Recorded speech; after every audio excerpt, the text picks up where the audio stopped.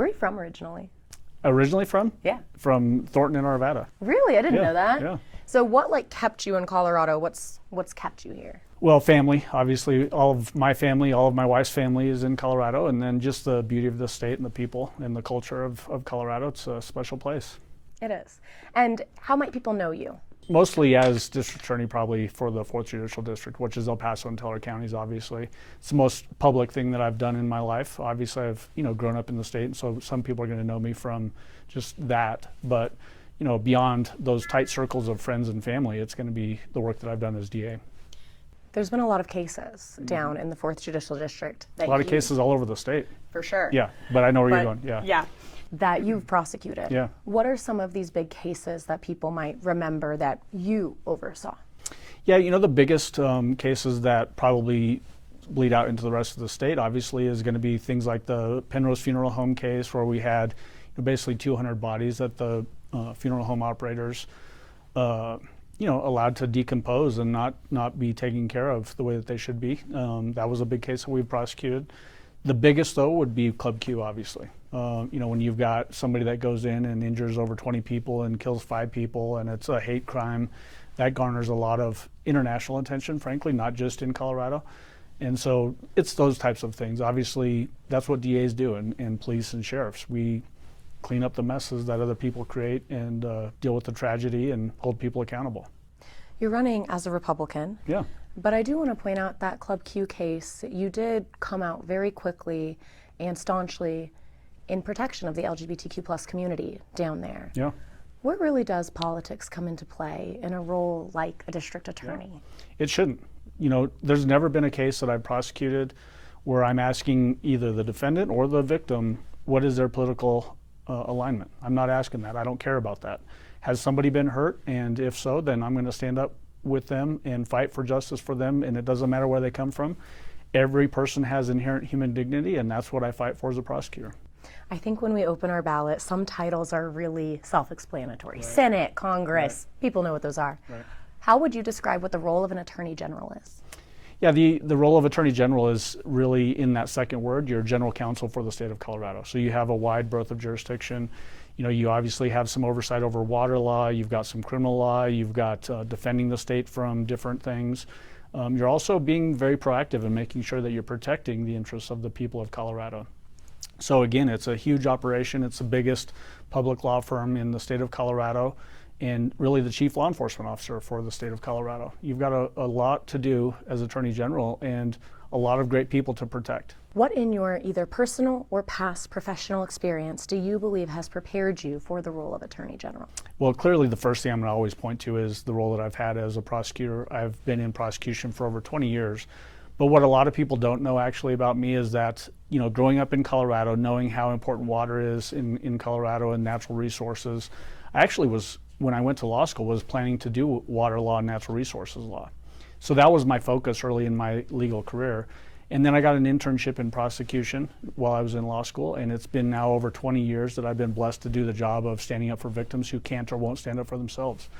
So little detour there that lasted over 20 years, but it's being the leader of an office that's doing great things in the 4th Judicial District, El Paso and Teller counties.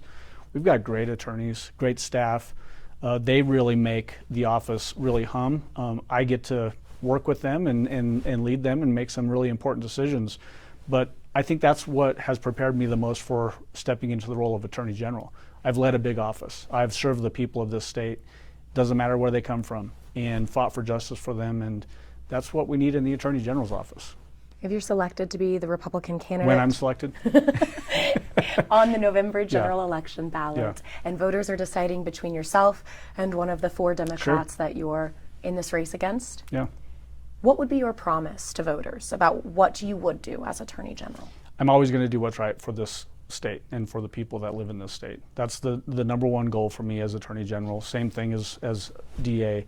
I'm always going to fight for justice for folks, whether they've been wronged in some consumer fraud scheme, or they've been victimized by crime, or the federal government or some other actor, other states are hurting the interests of the people of this state. I'm going to fight for them. A great example of that would be what's happening up in northeast Colorado, where there is a proposed canal that Nebraska wants to build that would really cut into two pieces, lots of farmers and ranchers' lands, to funnel water out of Colorado and take it into Nebraska, and that will devastate that community up there, those two counties. So we need to really be thinking about how can we fight for the people of Colorado, how can we do a better job than we've done, be more responsive, especially on consumer protection, frankly. Saw a report recently that the Attorney General's office has been very lax in that regard, solving only about, I think it was 17% of cases that are reported to them. We need to do a better job for people. They count on the Attorney General's office to do that work, and luckily I've done it. That's something that people don't necessarily know about me also, is that I've actually worked in consumer protection in the Kansas Attorney General's office when I was out there for law school, and then I worked in DA's offices before I went to the Attorney General's office. So I've got relevant experience that I want to bring to bear to serve this state. And we've seen Phil Weiser, as Attorney General, sue the federal administration 60 plus times since President Donald Trump has been in office during the second term.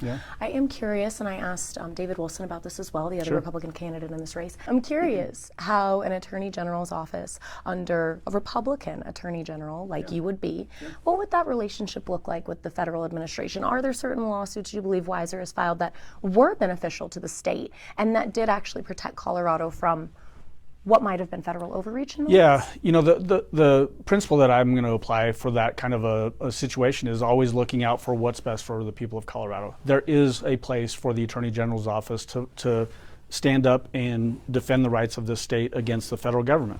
The difference between myself and current Attorney General Weiser is that I'm not going to do it because a particular person is sitting in the Oval Office.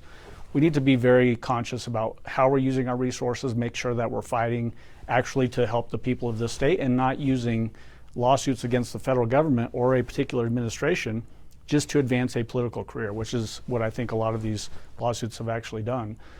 Certainly we'll examine those things. If there are some that are just blatantly politically motivated, we'll move to get rid of those. But there is a place, and I will fight for the people of this state, and it doesn't matter who is in the White House. Is there a fun fact about yourself that we don't know? You're not talking about it on the campaign trail. Yeah. Fun fact that people wouldn't know about you, wouldn't guess. Yeah. Well, being in a landlocked state, I was in the Navy for 8 years. Met my wife, Heidi, while I was in the Navy. She's a Colorado native as well. I was in the Persian Gulf when our oldest son was born, and that was a big deciding factor for us to come back to Colorado, actually, to end my Navy career and come back to Colorado. So those are some fun facts that a lot of people don't know about. So anything I did not give you the chance to say? No, I don't think so. I mean, I just appreciate the opportunity to chat with you. The Attorney General's office has so much authority for this state and should be doing much better than it has been doing. We need to be more responsible at how we're wielding the power of the Attorney General's office. And really what it comes down to is I'm just really excited about the opportunity to run for Attorney General and to expand and export what we've done down in Colorado Springs to the rest of the state, because we've done amazing things down there, and it can help the rest of the state of Colorado.